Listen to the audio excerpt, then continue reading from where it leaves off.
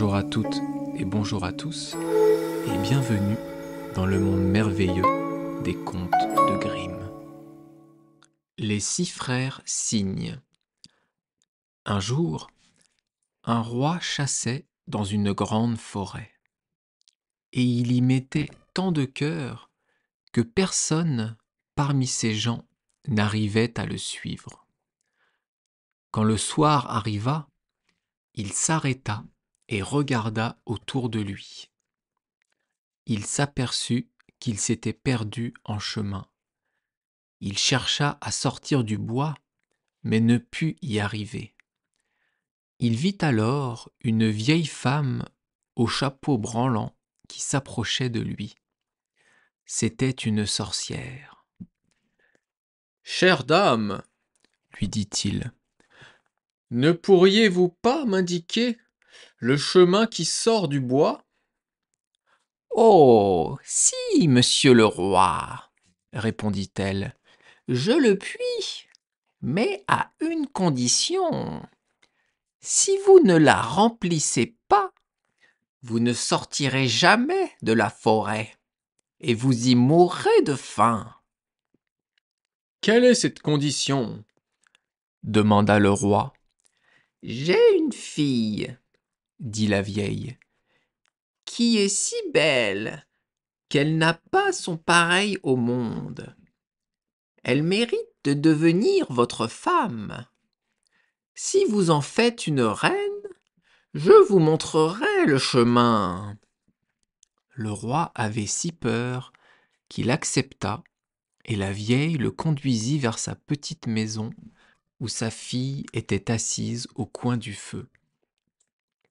Elle accueillit le roi comme si elle l'avait attendu, et il vit qu'elle était vraiment très belle. Malgré tout, elle ne lui plut pas, et ce n'est pas sans une épouvante secrète qu'il la regardait. Après avoir fait monter la jeune fille auprès de lui sur son cheval, la vieille lui indiqua le chemin, et le roi parvint à son palais où les noces furent célébrées.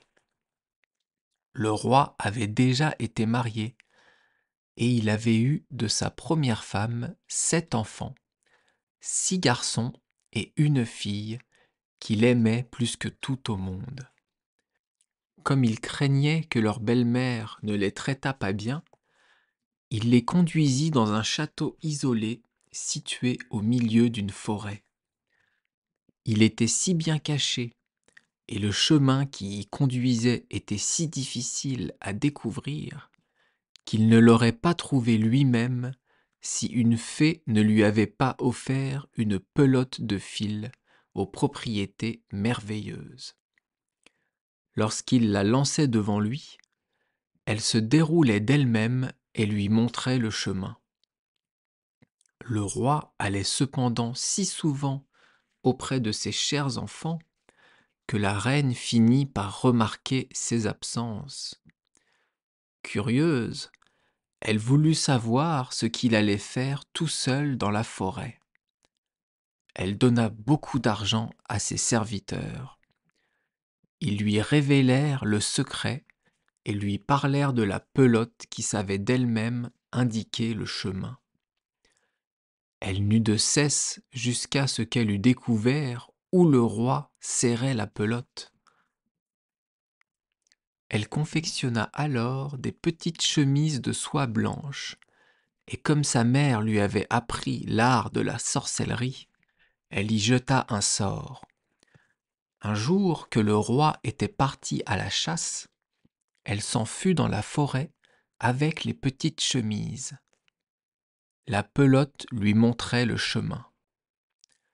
Les enfants, voyant quelqu'un arriver de loin, crurent que c'était leur cher père qui venait vers eux, et ils coururent pleins de joie à sa rencontre. Elle jeta sur chacun d'eux l'une des petites chemises, et aussitôt que celles-ci eurent touché leur corps, ils se transformèrent en cygnes et s'envolèrent par-dessus la forêt. La reine, très contente, repartit vers son château persuadée qu'elle était débarrassée des enfants. Mais la fille n'était pas partie avec ses frères et ne savait pas ce qu'ils étaient devenus. Le lendemain, le roi vint rendre visite à ses enfants. Il ne trouva que sa fille. « Mais où sont tes frères ?» demanda-t-il.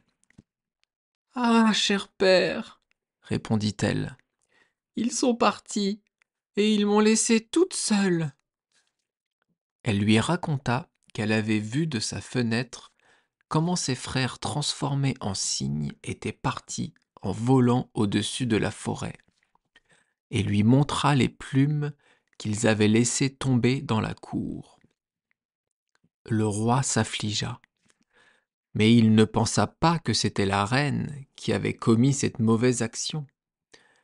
Et comme il craignait que sa fille ne lui fût également enlevée, il voulut l'emmener avec lui. Mais elle avait peur de sa belle-mère et pria le roi de la laisser une nuit encore dans le château de la forêt. La pauvre jeune fille pensait : « Je ne resterai pas longtemps ici, et je vais aller à la recherche de mes frères. » Et lorsque la nuit vint, elle s'enfuit et s'enfonça tout droit dans la forêt. Elle marcha toute la nuit et encore le jour suivant, jusqu'à ce que la fatigue l'empêcha d'avancer. Elle vit alors une hutte dans laquelle elle entra. Elle y trouva 6 petits lits, mais elle n'osa pas s'y coucher. Elle se faufila sous l'un d'eux, s'allongea sur le sol dur et se prépara au sommeil. Mais, comme le soleil allait se coucher, elle entendit un bruissement et vit 6 cygnes entrer par la fenêtre. Ils se posèrent sur le sol, soufflèrent l'un sur l'autre, et toutes leurs plumes s'envolèrent. Leur peau apparut sous la forme d'une petite chemise. La jeune fille les regarda bien et reconnut ses frères. Elle se réjouit et sortit de dessous le lit. Ses frères ne furent pas moins heureux que lorsqu'ils la virent, mais leur joie fut de courte durée. « Tu ne peux pas rester ici, » lui dirent-ils. « Nous sommes dans une maison de voleurs. S'ils te trouvent ici, quand ils arriveront, ils te tueront. »« Vous ne pouvez donc pas me protéger ?» demanda la petite fille.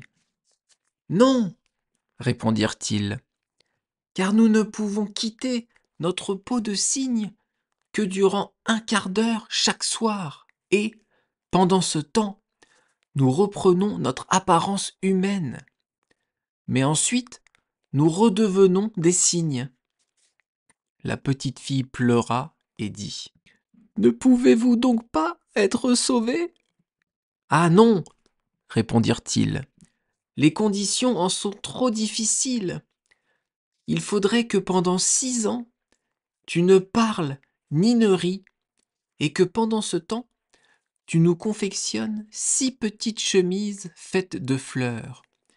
Si un seul mot sortait de ta bouche, toute ta peine aurait été inutile. » Et comme ses frères disaient cela, le quart d'heure s'étant écoulé, et, redevenus cygnes, ils s'en allèrent par la fenêtre. La jeune fille résolut cependant de sauver ses frères, même si cela devait lui coûter la vie. Elle quitta la hutte, gagna le centre de la forêt, grimpa sur un arbre et y passa la nuit. Le lendemain, elle rassembla des fleurs et commença à coudre. Elle n'avait personne à qui parler et n'avait aucune envie de rire. Elle restait assise où elle était et ne regardait que son travail. Il en était ainsi depuis longtemps déjà, lorsqu'il advint que le roi du pays chassa dans la forêt et que ses gens s'approchèrent de l'arbre sur lequel elle se tenait. Ils l'appelèrent et lui dirent : « Qui es-tu ? » Elle ne répondit pas. « Viens, Lui dirent-ils. nous ne te ferons aucun mal. » Elle secoua seulement la tête. Comme il continuait à la presser de questions, elle leur lança son collier d'or, espérant les satisfaire. Mais il n'en démordait pas. Elle leur lança alors sa ceinture, mais cela ne leur suffisait pas non plus. Puis sa jarretière, et, petit à petit, tout ce qu'elle avait sur elle et dont elle pouvait se passer, si bien qu'il ne lui resta plus que sa petite chemise. Mais les chasseurs ne s'en contentèrent pas. Ils grimpèrent sur l'arbre, se saisirent d'elle et la conduisirent au roi. Le roi demanda : « Qui es-tu ? Que fais-tu sur cet arbre ? » Elle ne répondit pas. Il lui posa des questions dans toutes les langues qu'il connaissait, mais elle resta muette comme une carpe. Comme elle était très belle, le roi en fut ému, et il s'éprit d'un grand amour pour elle. Il l'enveloppa de son manteau, la mit devant lui sur son cheval, et l'emmena dans son château. Il lui fit donner de riches vêtements, et elle resplendissait de beauté comme un soleil. Mais il était impossible de lui arracher une parole. À table, il la plaça à ses côtés, et sa modestie comme sa réserve lui plurent si fort qu'il dit : « Je veux l'épouser, elle et personne d'autre au monde. » Au bout de quelques jours, il se maria avec elle. Mais le roi avait une mère méchante, à laquelle ce mariage ne plaisait pas. Elle disait du mal de la jeune reine. « Qui sait d'où vient cette folle ? Disait-elle. Elle ne sait pas parler et ne vaut rien pour un roi. » Au bout d'un an, quand la reine eut un premier enfant, la vieille le lui enleva.